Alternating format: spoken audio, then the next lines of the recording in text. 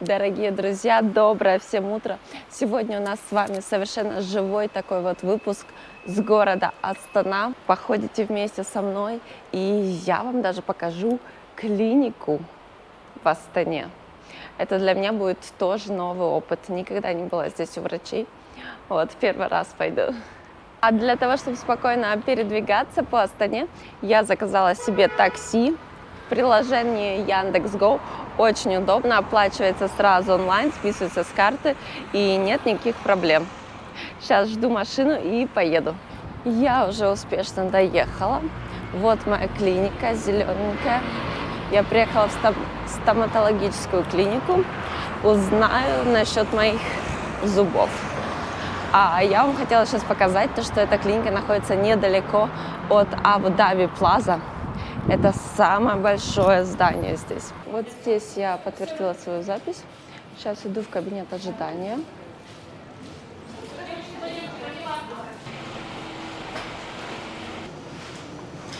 Клиника довольно-таки модерная. Тут все чистенько, аккуратненько, кабинет стильный такой. И даже во время процедуры, видимо, можно посмотреть YouTube. Но мне не удалось. Прием у врача я закончила, но хотела еще показать, что здесь в клинике даже стоит вот такой вот автомат. Можно заказать себе кофе, чай. А я пока пошла дальше. Пойдем прогуляемся с вами. Пойду, наверное, где-то позавтракаю, так как, к сожалению, Эдвард еще занят. И поэтому мне придется самой погулять. Но, думаю, в такую хорошую погоду это не проблема. Сейчас немножко пройдем с вами по городу, найдем где позавтракать.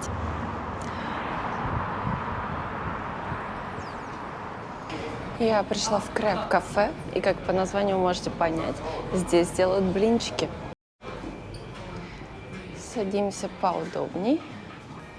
Я заказала себе, конечно же, банановый крэб и вот такой вот холодный чай, лимонный. Один банановый крэб стоит 2000 тенге, холодный чай 1000 тенге.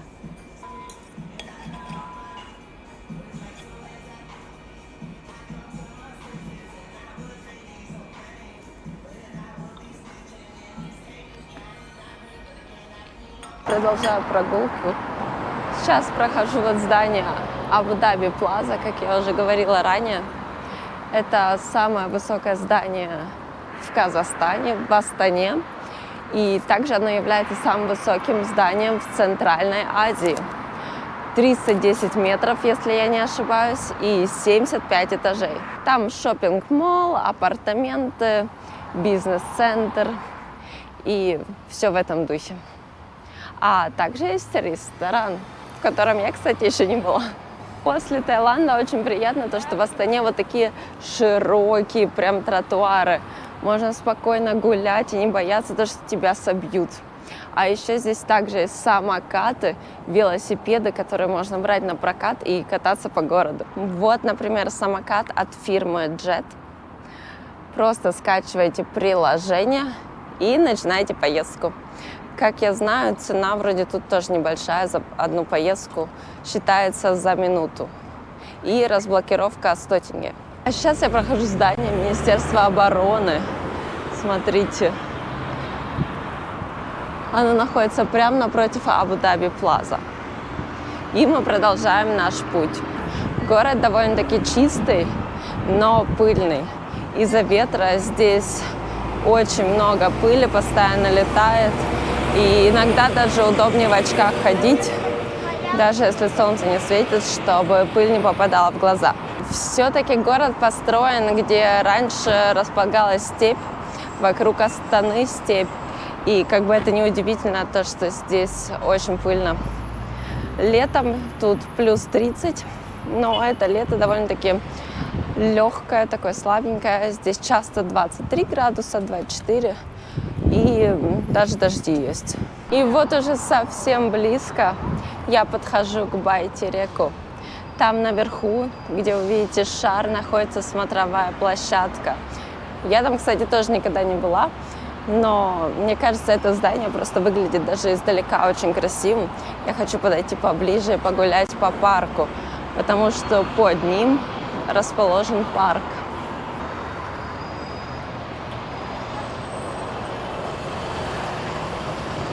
Сзади меня знаменитый отель Ридс-Карлтон. Он недавно тоже открылся в Астане. Переходим дорогу с вами на зеленый, и нам даже улыбается вот такой вот смайлик на светофоре. Очень миленько, кстати.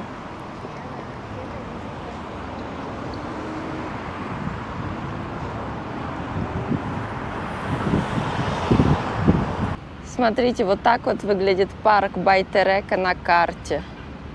Очень прикольно. Сейчас на улице 28 градусов. Я гуляю, но думаю, что скоро уже спрячусь где-нибудь в кафешке и попью холодненький кофе.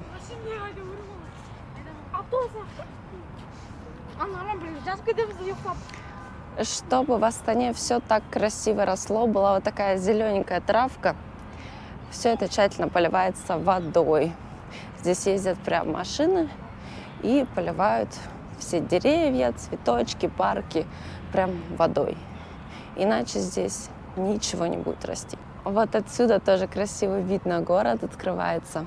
Вот это вот здание, которое похоже на яйцо, это архив. Выглядит очень, конечно, странно. Здание без окон, без дверей, но в принципе прикольно. Вот такой вот симпатичный вид. И вот я прошла уже весь парк и нахожусь прямо под Байтерек Астана. Его общая высота 105 метров. Вот там вот смотровая площадка.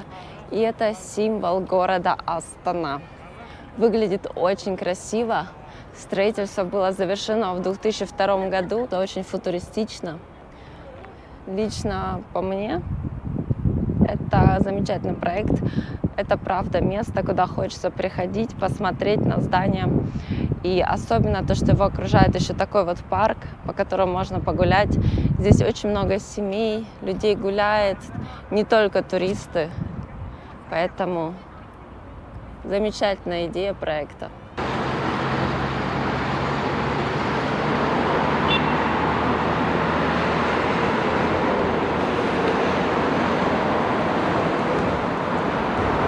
Друзья, смотрите, кого я встретила. Наконец-то. Кто это у нас тут? Да, я пришел. И мы снова гуляем по Астане вместе. А сейчас мы находимся вот в таком вот красивом месте возле Триумфальной арки. Да, вы меня правильно расслышали. В Астане есть Триумфальная арка. Ну, это не французский стиль, это нечто другое, это все-таки казахский стиль. Надо понимать, что мы все-таки находимся в Казахстане. Но место, на котором расположена данная Триумфальная арка, оно очень красивое.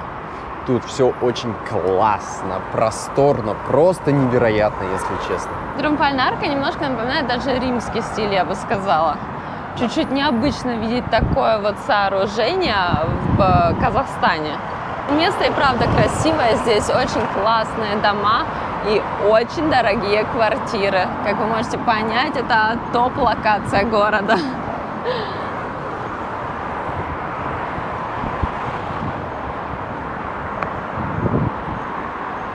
Погода уже не такая жаркая, прошло уже несколько часов после того, как я гуляла по жаре.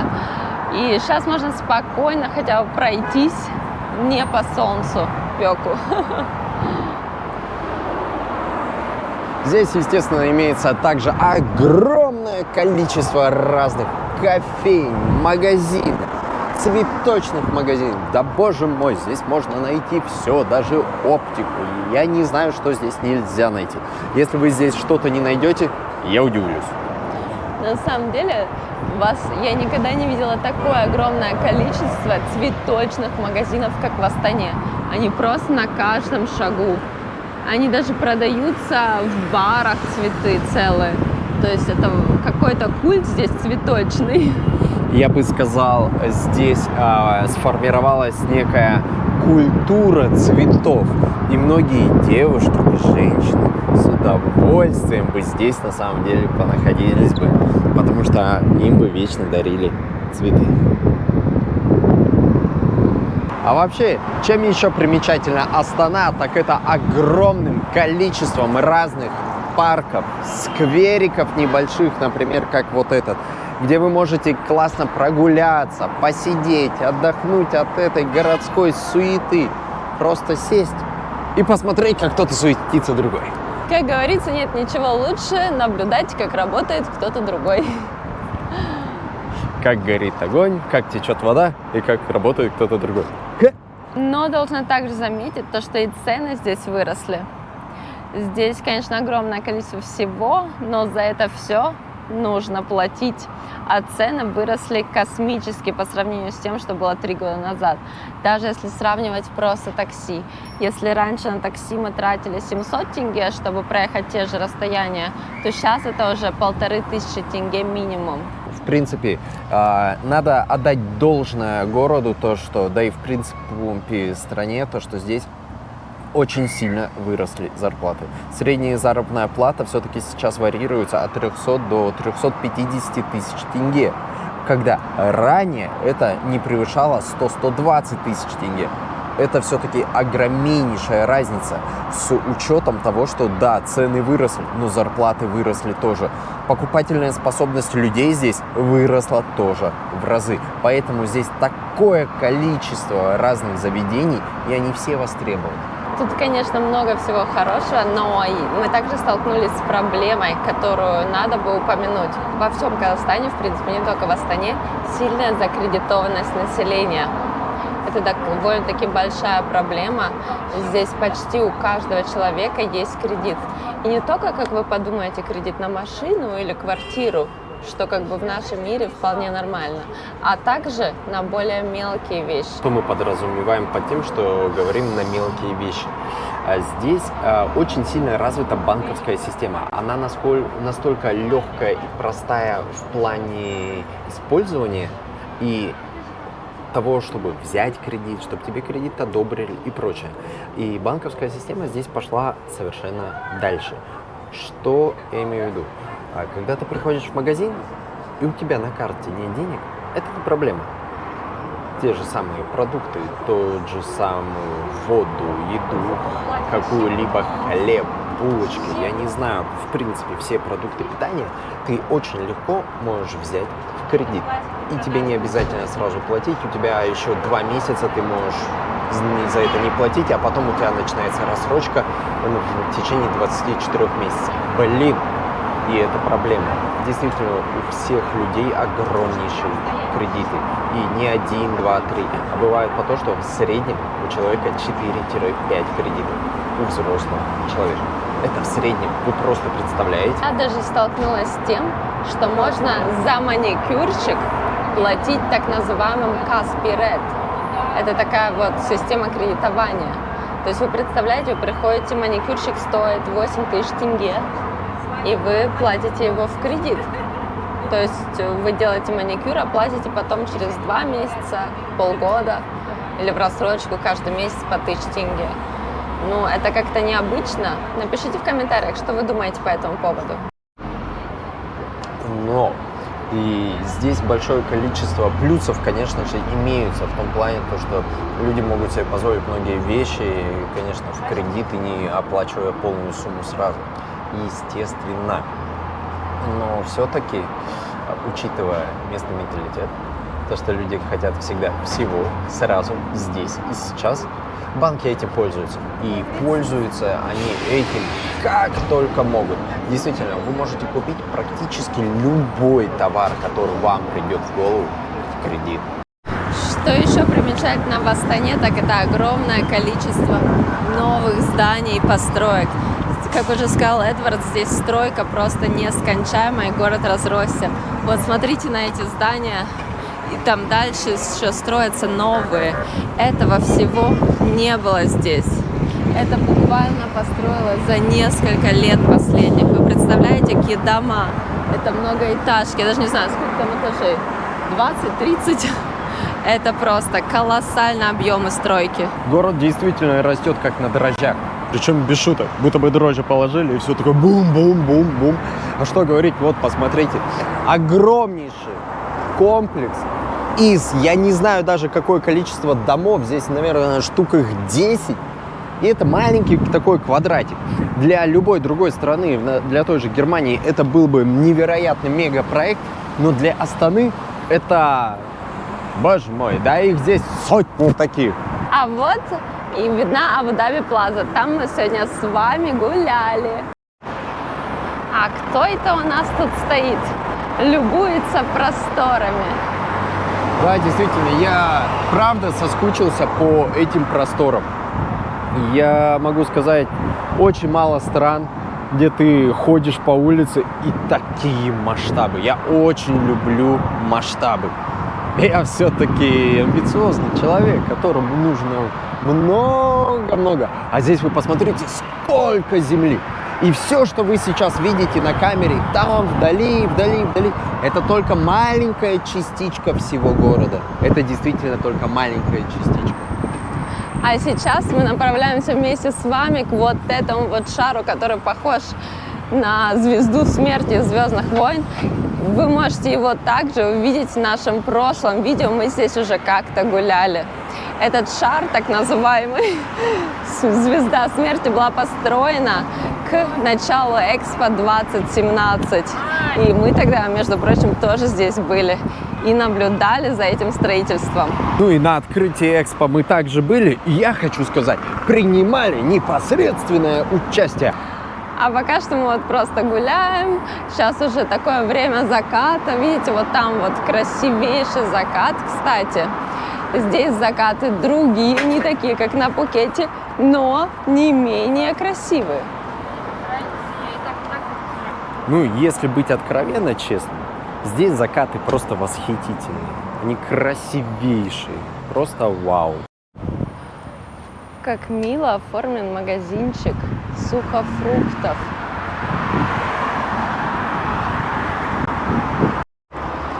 Я не удержалась, и мы заходим в этот магазинчик сухофруктов. Здравствуйте. Я большой фанат сухофруктов, и поэтому для меня это райское место. Ого, посмотрите, какая огромная курага. Вау. Посмотрите, сколько разных сортов кураги, фиников на любой вкус. Ой-ой-ой-ой. Тяжело будет уйти отсюда. А вот это я знаю, что это чурчелла. Моя мама ее очень любит, и я как-то пробовала. Очень вкусная вещь. Да, я хочу сказать, это мы точно возьмем с собой. Мы это точно купим. Смотрите, какой фундук. Капец, какой аккуратненький, красивый. И жареный арахис. Я, кстати, очень люблю жареный арахис. Это очень вкусно. Конечно, засахаренные всякие фрукты, вот это уже моя любовь.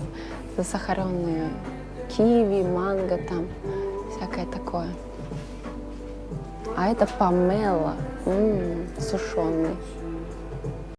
Мы взяли вот такое вот небольшое количество сладостей. Сейчас посмотрим, сколько у нас выйдет за все это. 1307 тенге. Вы представляете, за 2,5 евро вот это вот вкуснятину такую просто невероятную. Это Такое вы попробуйте только здесь. Я решила не тянуть и сразу попробовать курагу. Она из Ташкента. Давайте попробуем. Блин, надо, конечно, было бы сполоснуть. Подули? Давай, не томи, дай мне тоже.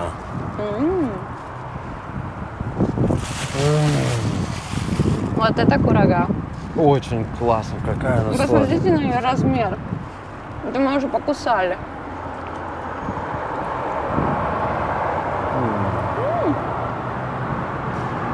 Это классная курага. Просто восхитительно. Никогда такую курагу не ела огромную. И такую сладкую, и мясистую. Да. Ну, как мясистая. Ну, она не мясистая, но вы поняли, о чем это.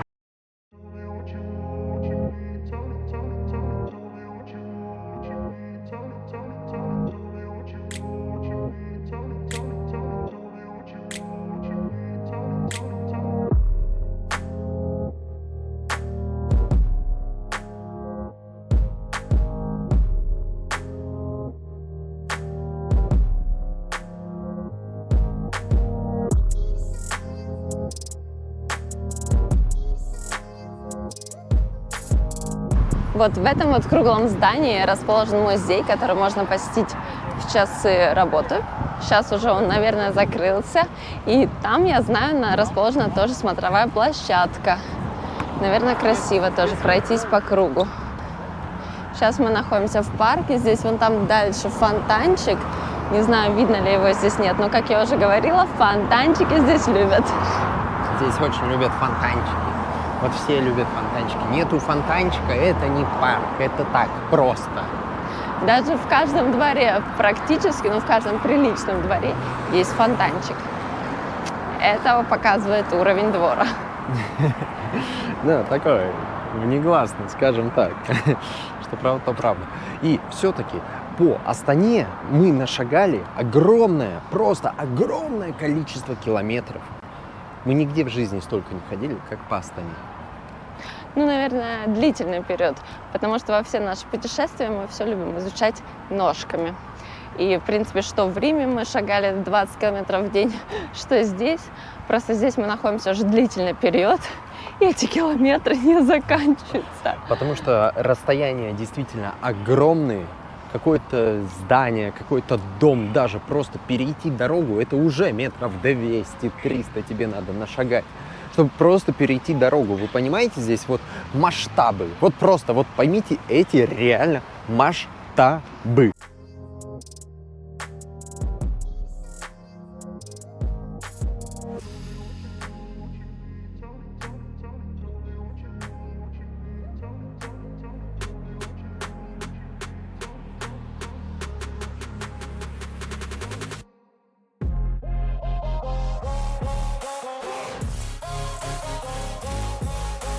Всем доброго вечера. Мы находимся сейчас во дворе, в котором Эдвард рос всю свою жизнь. Да. И здесь, как вы видите, есть фонтанчик, о чем мы вчера с вами и говорили, собственно. Фонтанчик. Да. Сколько лет этому дому уже? Ну, данный дом построен был, если я не ошибаюсь, в 2005 или в 2006 году. Ну вот, и считай, то есть ему почти 20 лет так-то. Вот, можно вот так вот покружиться тут. Вот такой вот огромнейший дом. Пошли гулять по старому городу? Да, дом, он большой, но на самом деле не настолько, насколько может показаться. В том плане то, что он в такой закрытой коробочной формы, но квартир здесь не так много. Это не такой муравейник, как можно себе подумать. Что очень неудобно, это что у дома прям вот такой вот маленький магазинчик есть, который работает 24/7. И сразу же аптека. То есть это просто очень удобно, если вдруг что, можно сразу же выйти и купить продукты. Но вставлю еще свои 5 копеек. В этом доме 2 магазинчика просто с другой стороны и еще одна аптека прямо в этом доме также с другой стороны. Даже есть дёнерская, которая, кстати, недавно открылась. И еще прямо напротив, через дорогу, есть большой-большой супермаркет. Ну это кому не лень туда ходить. Ну типа 100 метров отсюда. Мы вышли во время, когда уже скоро начнется закат. Но вот можете видеть, уже такое солнышко немножко садится. И вот этот вид, конечно, очень симпатичный. Сейчас мы будем проходить нашу кафешку, где мы часто берем кофеек. Global Coffee называется. Один кофе, кстати, там стоит 3 евро. Так что же немало, как бы. Вот эта кафешка. А вот мы идем, и видно уже то, что дома довольно-таки старше, чем в новом городе. Ну, иначе чуть все это выглядит, как бы. Вообще, на самом деле, это те самые советские пятиэтажки. Те самые старые 60-х, 70-х годов дома. Но один нюанс, их просто отреставрировали снаружи, поэтому они выглядят вот так, как выглядят, скажем. И даже старый город выглядит, в принципе, очень опрятно, чистенько. Здесь приятно гулять, здесь есть парк, по которому мы сейчас с вами пройдемся. Набережка очень симпатичная. Поэтому кому-то даже старый город нравится больше. Тебе какой берег нравится больше, правый или левый? Правый. Вот именно старый город, он все равно более душевный, он более компактный, да. Здесь все равно расстояния тоже большие, не спорю. Но все равно здесь более уютно как-то, не знаю. Там все-таки чуть-чуть бездушно будто бы. А здесь не, здесь вот прям все родное такое, знаете. Ну, как так, совсем другое настроение. Сколько лет ты тут прожил? 18. 18 лет. Да. И когда я здесь жил, левый берег, по сути, только-только начинал строиться.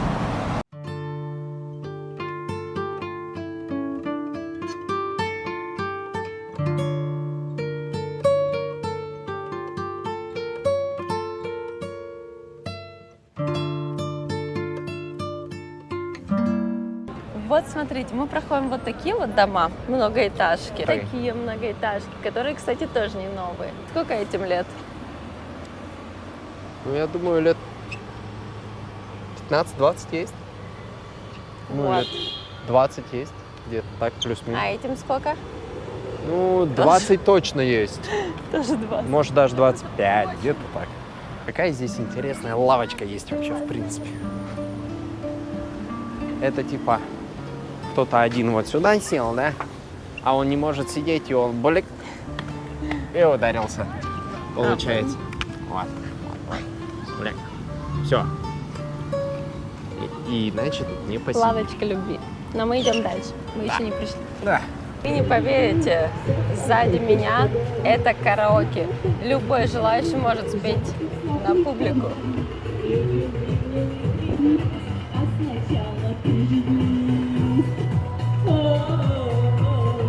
Будем петь.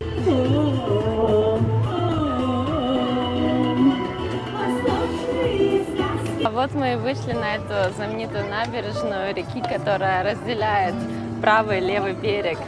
Смотрите, как красиво и с этой стороны, и с этой стороны. А еще здесь очень симпатично на закате.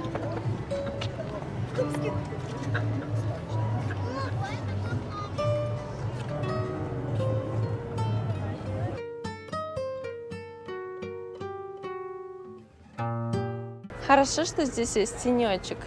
Сегодня было плюс 30, но уже как-то не так жарко. И, конечно же, тут большое количество лавочек, на которых можно отдохнуть. Хочешь посидеть? Я уже сел. Давай сядем, посидим. А еще, смотрите, секундочку, пока проезжает, можно взять вот такую вот лодочку, машинку и покататься по реке. Тут, кстати, очень много людей их берут и катаются. Давайте поговорим про еще один момент. Это цены на жилье здесь. Они очень сильно выросли за последние годы. Просто вот для сравнения, если в прошлом году квартира могла стоить 60 тысяч тенге, не в прошлом году, нет, 3 года назад, когда мы здесь были, обычная квартира стоит 60 тысяч тенге, то сейчас такие квартиры сдаются по 150 тысяч. И меньше вы ни одну такую квартиру не снимете, и это причем однокомнатная. Средняя цена на аренду квартиры это примерно 200-220 тысяч, 250 тысяч может доходить. Это уже варьируется от района и от самого дома. Если квартира более-менее новая, так сказать, с ремонтом и прилично выглядит, как мы вот с вами привыкли, то она будет стоить примерно 300 тысяч тенге. И это всего лишь одна спальня и один зал с кухней. Вот так вот, такие тут цены сейчас. Ну, все дорого стало. Если раньше здесь можно было, например, на 500-1000 долларов жить, шиковать, ну, не на 500 долларов не пошикуешь, но на 1000 долларов пошикуешь, там нормально поживешь, то сейчас нет, тебе действительно побольше надо. В районе 1500-2000 минимум. Вы можете подумать, Астана, Астана, да что такое Астана, в юртах все живут. Вот так вот тут ребята в юртах живут.